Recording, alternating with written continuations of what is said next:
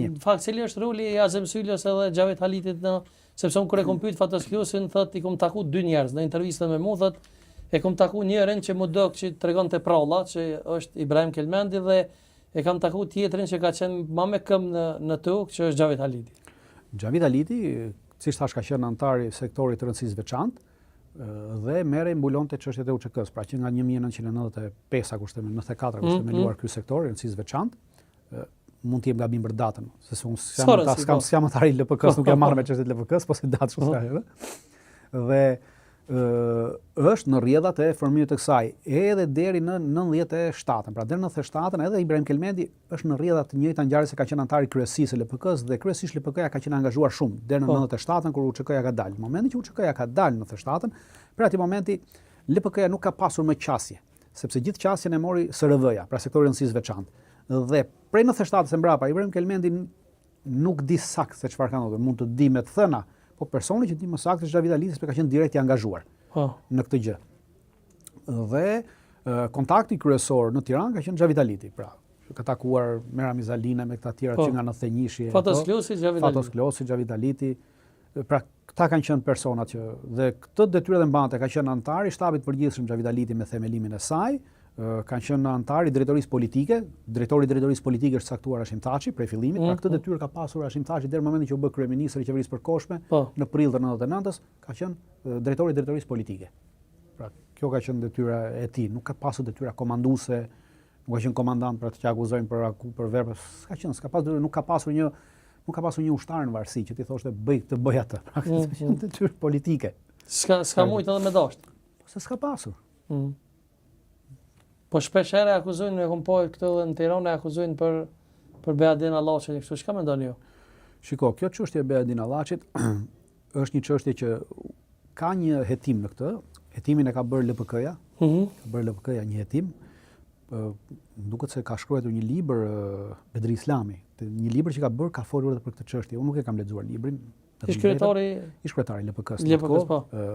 Se gjendet aktualisht në Gjermani, nëse s'ka bëj. Po, Bedri Islami thotë që i kemi dërguar letër shtabit përgjithshëm dhe kemi kërkuar korrespondencë pra mbi këto çështje, për dy çështje, për vrasjen e Beadin Allaçit edhe për vrasjen e Sandukanit. Këto dy kanë qenë gjërat që ata kanë hapur një hetim LPK-ja, kryesia e LPK-s. Nuk di të them të drejtën se si e ka mbyllur, ajo çfarë më ka mbetur mua dhe që them që është merak për gjithë, kryetari i LPK-s e ka obligim, duke qenë se ka qenë kryetari i një partie ilegale të organizuar në çështjet e ushtrisë-shqiptare të Kosovës, në të gjitha këto dhe në ngjarjet shumë të rëndësishme, për cilat kanë mbetur edhe boshllëqe të mëdha pas luftës, si punë e kësaj që u thot, e ka detyrim kushtetues, e ka detyrim kombëtar të publikojë dhe moral të gjithë këtë dokumentacion të LPK-s që ta kanë. Pra ta bëj publike, ku të gjithë njerëzit të lexojmë, sepse ju po më pyesni mua, unë kaq di për këtë ngjarje.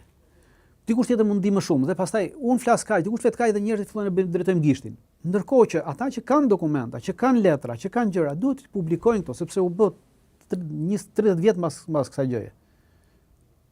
Pra ka ardhur koha dhe unë nëpërmjet jush i bëj thirrje që ti publikoj gjithë dokumentacionin që ka. I bën thirrje Bedri Islami, sigurisht. Patjetër, kryetarit. Sa i ka dokumentacion? Absolutisht që ka, sa ai e ka, kryetari e ka dokumentacionin, ta publikojë gjithë dokumentacionin. Ta bëj publik, ta aksesueshëm për të gjithë neve, për gjithë ata që kanë interes. Sepse edhe emisionet do bëhen më të interesante pastaj. Absolutisht. Sepse nëse kur ta thrasësh dritanë ose tjetër, ke një dokument, ky dokument thotë kështu. Pra diku të bazohesh, por ama e heq atë mundësinë që filloj me drejtojmë gishtat njëri tjetrit. Është vërtet. Po roli i liderit të BDI-s, Ali Ahmetit në radhën e ushtrisë shqiptare të Kosovës, cili ka qenë? Edhe Ali Ahmeti ka qenë antar i SRV-s, pra i kësaj SRV-je. Ali Ahmeti, pra Xhavet Haliti, Azem Sylla dhe Ali Ahmeti kanë qenë tre kryesues të SRV-s, sektorit të rëndësisë veçantë. Dhe këta janë marrë me çështjet e kësaj. Roli i Ali Ahmetit ka qenë i njëjtë si me rolin e Azem Syllës sepse këta kanë caktuar me zona, pra zonën e Dukagjinit e mbulonte Ali Ahmeti. Qoftë me financa, qoftë nga ana politike, pra kjo ka qenë detyra e tij Ali Ahmetit. Ali Ahmeti ka qenë edhe personi kontaktit kryesor, sepse është vetëm për një ngjarje për cilën Ali Ahmeti duhet flas. Ali Ahmeti ka qenë kontakti i grupit Zahir Pajazitit me Nahit Hasani, pa. Kur erdhi Nahit Hasani si komandant dhe kur Nahit Hasani është arrestuar, grupi Zahirit nuk dinte që kishte kohë që nuk kishte kontakt. Dhe atëherë autorizojnë një person të tyre, ai ka bërë edhe deklaratë publike që ka marrë në telefon Ali Ahmetin dhe i ka thënë ore, ka ditë që nuk kemi kontakt me personin që na keni sjell, pra sepse kishte dërguar këta, SRV-ja kishte dërguar Najt Hasanin. Najt Hasani ishte arrestuar, kishte ditë që ishte në burg. Dhe Ali Ahmeti, ai thotë që Ali Ahmeti më ka thënë që ta shoh do të kthej përgjigje. Dhe pas një ditë aty merr telefon thotë jo, më thotë është si kokra e mollës, ndërkohë që personi ishte në burg. E kush është ai person që ka thënë kështu? Ali Ahmeti. E po ai tjetër që e ka thirrë Ali Ahmeti. Është gjallë personi, është kontakti kryesor i Azer Pajazitit me LPK-n. Hasan Zeneli? Jo, nuk është Hasan Zeneli, është një person i cili Mislim Zuga? Jo. Se po lozi me emra unë nuk